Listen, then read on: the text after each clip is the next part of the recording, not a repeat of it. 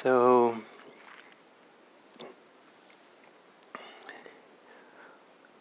one of the, well, I just mentioned that for the last 3 weeks, or almost 4 weeks, I've been living outdoors, mostly in a sleeping bag under the stars at night, and natural settings, mostly teaching in that context. And there's something quite marvelous about the immediacy of living outdoors and that contact with the natural world and the awakening of our natural senses.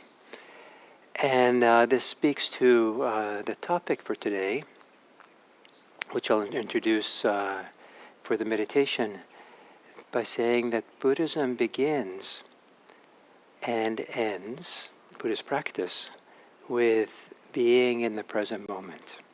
A radical, clear seeing of present moment experience.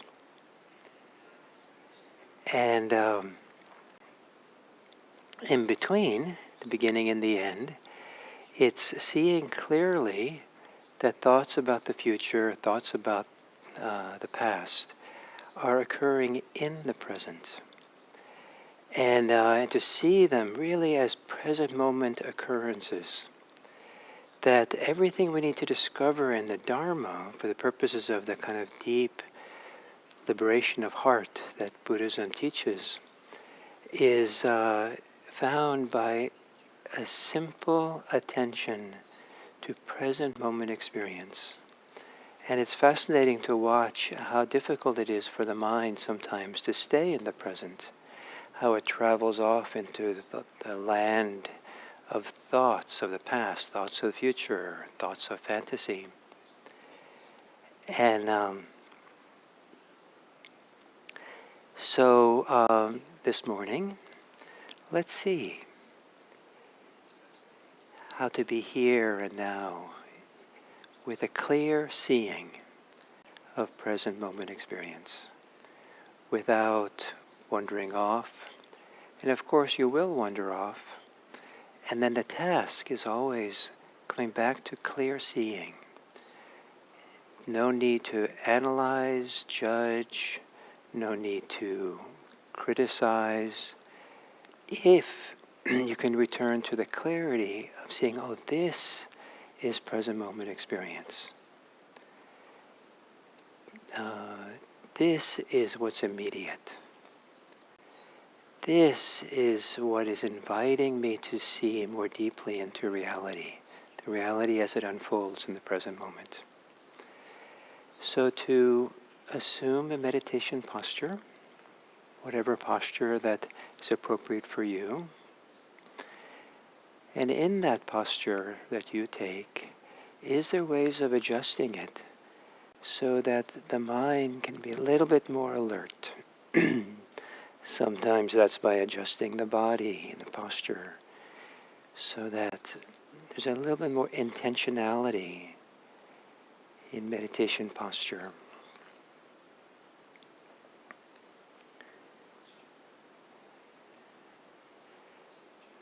And then almost as a ritual of entering into the present moment of meditation, to take a few long, slow, deep breaths. And as you breathe in deeply, to experience the torso expand, stretch, open. And as you exhale, to relax, soften, settle.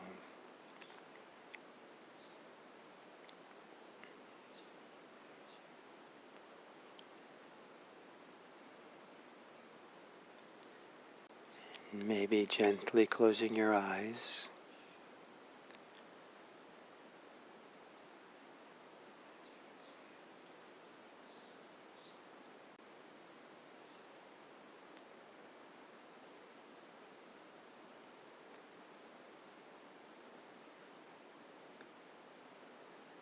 And letting your breathing return to normal.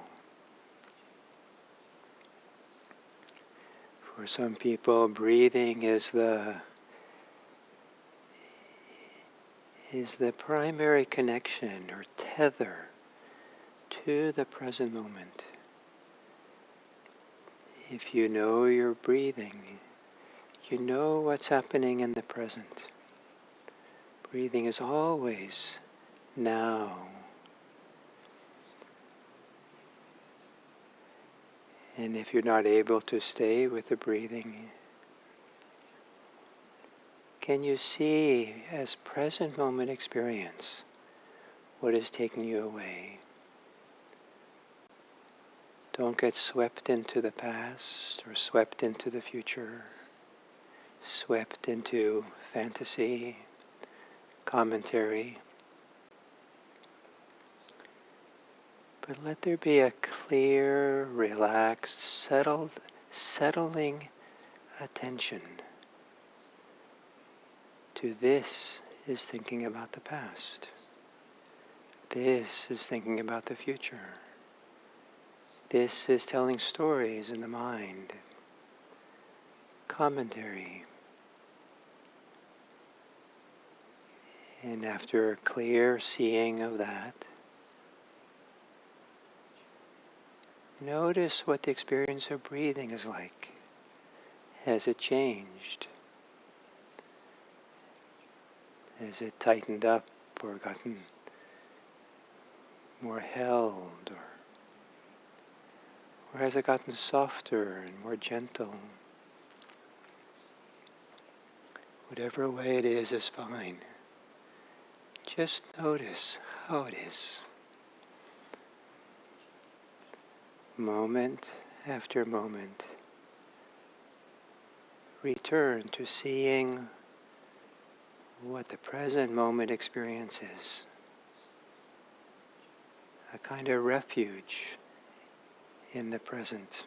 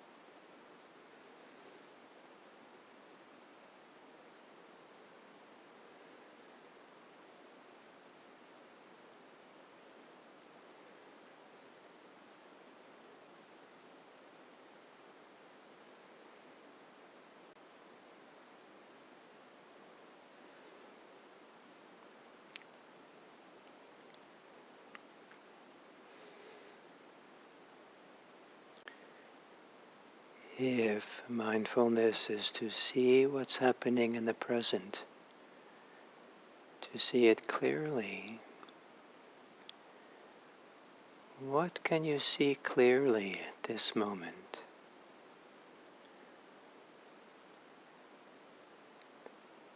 What can you see without commentary, judgment, being for or against? So that you appreciate the act of seeing or knowing. It's simple and clean, spacious. Just this is known. Just this is known with contentment or ease.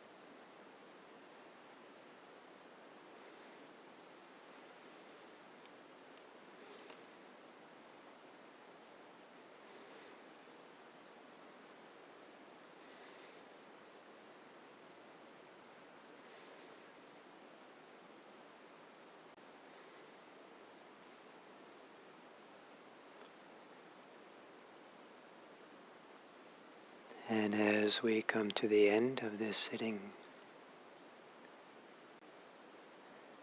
perhaps you're a little calmer or more settled. And with that calmness and settledness, whatever degree that you have, to appreciate your capacity for present moment awareness. Almost as if you're standing at the entrance of at the gate, at the entrance of a new territory, and you're able to watch what comes through the gate. The gate being the present moment.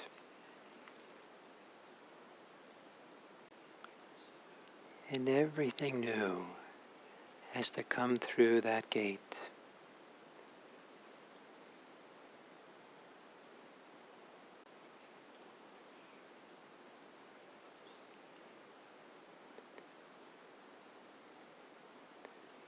And to relax and settle back and see it clearly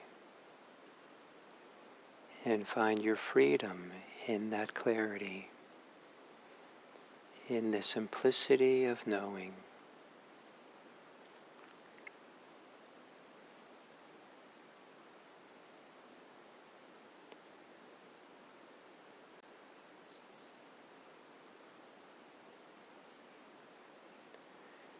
And may our ability to see clearly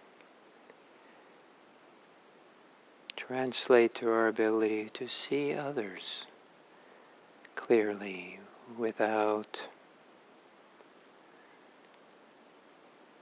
judgment and bias, expectations, demands, fears, to see clearly as an act of generosity, act of care and kindness. May our ability to be present for others be a means for us to offer profound respect to each and every person we encounter. May all beings be happy. May all beings be safe. May all beings be peaceful. May all beings be free. And can our ability to be present for others contribute to that possibility?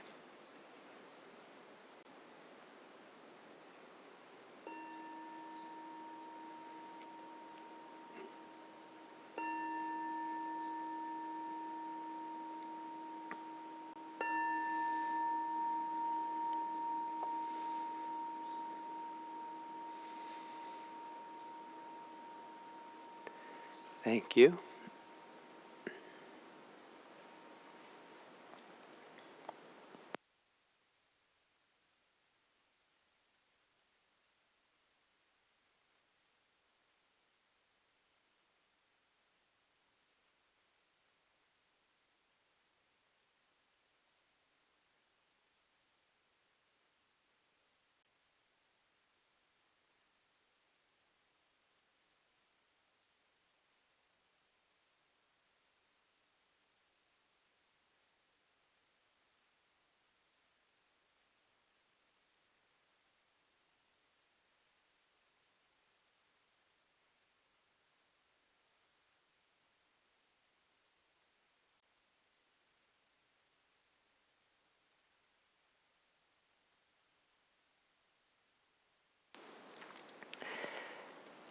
So, hello everyone, and I'm glad to be back. I've been gone for about a month, and I've had a wonderful time. For about 3 weeks, being involved in a training program to train people to be Buddhist teachers in the context of the natural world, the wilderness retreats, um, uh, periods of time of living in the natural world. And that's what I've been done for the last month. Except for the last 4 days or so that I went backpacking with my wife to add to the time, living outdoors and camping, and quite wonderful. So for this week's teachings, I'd like to go through the 5 qualities of the Buddha's teachings. The way it's described is it's the description of the well-spoken teachings of the Buddha. And and the word for teaching is Dhamma, which is a very rich word, and it could also be to mean reality, the truth itself. But for now, I'll call it the teachings. And it's the 5 characteristics of the teachings, and the importance of these 5 is seen in the fact that the monastic Theravadan community chants these every day as part of their liturgy. They're being reminded of these 5 qualities on a daily basis. Excuse me.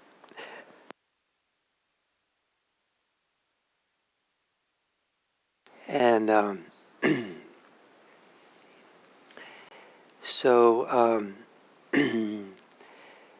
this is how it goes in English in translation.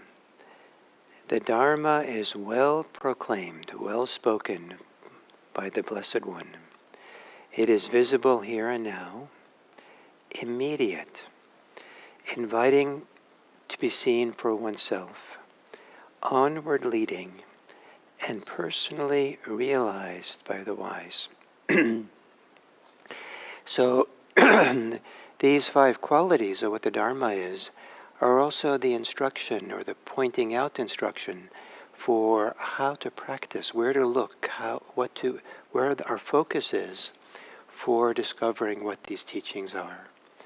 They're not about finding them in a book, it's not by finding them in lists, but rather it's pointing to a direct experience that we can have ourselves. And so it's visible here and now is one translation. Sanditiko is the Pali word. And ditti here has the meaning of to see or to view or to observe, for oneself, with seeing.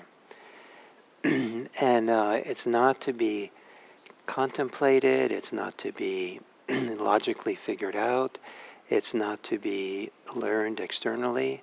There's something that we're looking for to see that's directly visible here and now. And so the question is, what is that? And the times when the Buddha describes what this is, we could, in modern English, call it seeing certain psychological states. In particular, seeing, in the simplest way he says it, is to see directly greed, hatred, and delusion as it's present, and when there is no greed, hatred, and delusion. When we see that the absence of this, then we're seeing the Dharma. So this is not a teaching into states of mind, into meditation, into metaphysics, into philosophy. It's about seeing the psychological state, a state of mind that is free of affliction, free of the stress, free of the suffering that comes with greed, hatred, and delusion. If you see that, you're seeing the Dharma that's visible here and now. And the rest of it follows as what the Buddha says as well. It's immediate. You see something that's here and now. It's not of time. It's not something that belongs to the world of time, because it's a very present and immediate. And that this teaching about this kind of seeing, this teaching is saying for you, it's inviting you, come and look for yourself. Discover this for yourself. Don't have to believe it, don't have to memorize it, just come to see for yourself. And see for yourself what the absence of greed, hate, and delusion is like. See for yourself how the absence of greed, hate, and delusion is onward leading. It provides it's a guide. It's a guidepost for ourselves. It's a North Star. To have some experience of this kind of freedom, the joy, the happiness, the peace that can come from this kind of absence is a guide for how to see it again, to find it, to look for it, to live by it. And this is something that is not supposed to be believed, but something to be experienced by the wise. And here, the word "the wise" is you. That you are the wise person who is learning how to see clearly, learning what to recognize, what to know. And for today, I just emphasize this absence of greed, hate, and delusion. This is kind of the umbrella term for all kinds of states of affliction. Excuse me.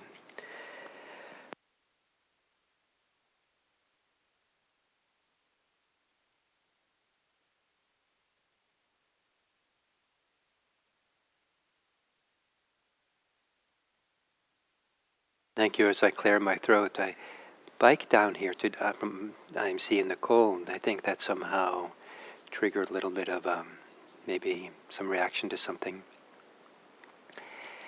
And so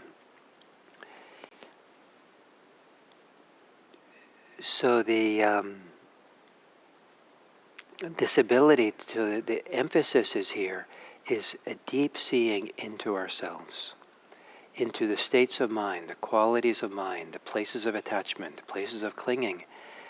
Not so that we hang out there and see it and suffer because of it, but so we can look past it, look beyond it, to see a mind that's free of affliction, free of these particularly difficult states, psychological states. And so I'm fond of saying that Buddhism is sometimes more psychological than it is philosophical, more psychological than it is religious, because it's pointing to something directly to be experienced in our own mind, the way our own mind operates and works, and that it's there that we discover freedom. If we're spending time trying to solve the problems of the world, something that's very important to do, it's important to know that that's not where we're going to find freedom.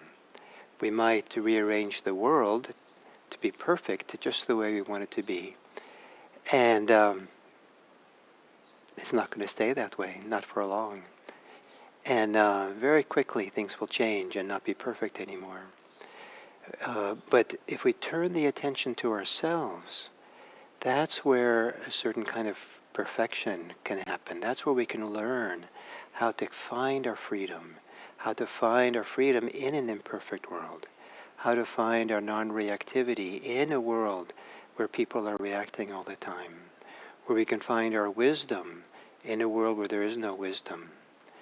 And the wisdom that we're building on is the wisdom that arises from knowing for ourselves that it's possible to live without greed, hatred, and delusion.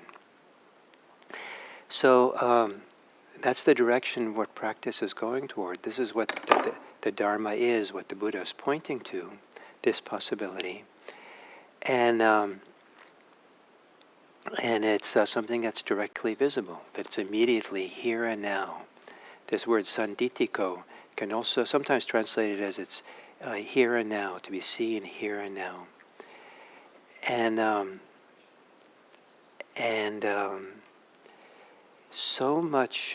such a healthy way of living in the world can arise, so much wisdom can arise when the reference point for how to live in the world is to be free of afflictive states. Now, to be free of greed, hate, and delusion in some permanent way is a big task. But I hope that each of you have moments through the day where you find yourself, maybe accidentally, free of these afflictive states of stress, of greed, of hatred and delusion, and free of clinging, free of grasping, free of pushing away, free of anger, free of fear. And maybe it's accidental. Maybe you go for a walk in your neighborhood and you see someone has a beautiful garden and or a beautiful tree, and something about seeing the tree or the garden settles something or releases something for a few moments. Just appreciation, the delight, the joy. Right there are moments of freedom. Right there, we're seeing the Dharma. That it is possible to be free of afflictive states. So look for those through the day. Appreciate the small ways in which they occur. They are teaching you the Dharma. And then from seeing those clearly, then you might begin understanding the afflictive states more fully when they appear later. And you might not be as wedded to them, so committed to them. You might not want to invest so much time, energy, mental real estate to being caught up in obsessive thinking, caught up in clinging, caught up in resistance, caught up in anxiety. There is another way of being that we're free of it. And if you can see it in small ways through the day, those can build, those can grow, those can inform you how you can live.